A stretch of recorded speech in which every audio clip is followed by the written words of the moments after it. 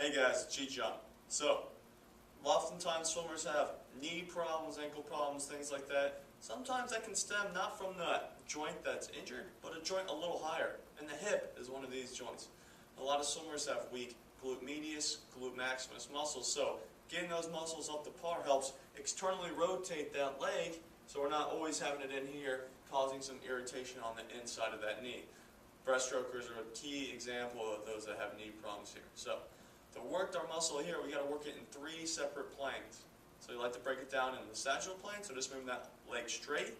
The frontal plane, so just doing it out to the side. And then the transverse plane with some rotation into that hip, getting some really strong muscles there. So the first progression to do this is non-weight bearing, so laying on the ground, starting with just a straight leg raise.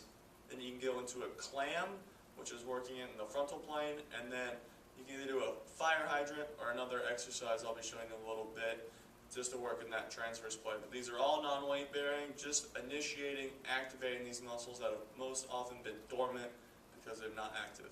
So let's just start off with the leg raise on the side. You've probably seen it many times. So just going to lay on the side. You can have a pillow here for your head. I recommend that. And you're just going to lay on your side, bring that leg straight up. If you want a little more glute medius activation, you can bring that hip and extension. Try not to roll that body. Hip and extension. Just bringing it straight up here. The next exercise is the clam. You'll just have your knee one on top of the other, feet on top of each other. And just like a clamshell, just going to open those legs up. Exactly.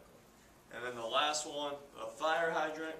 Just on quadruped, hands under the shoulders, knees under the hips.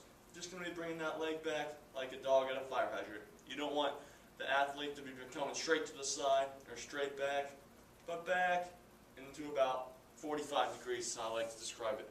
All these exercises can be progressed with a TheraBand. Just tighten a knot, put it around the top of the knees. Should make it a little harder, and then you can start progressing them into some weight-bearing activities when this gets a little easier.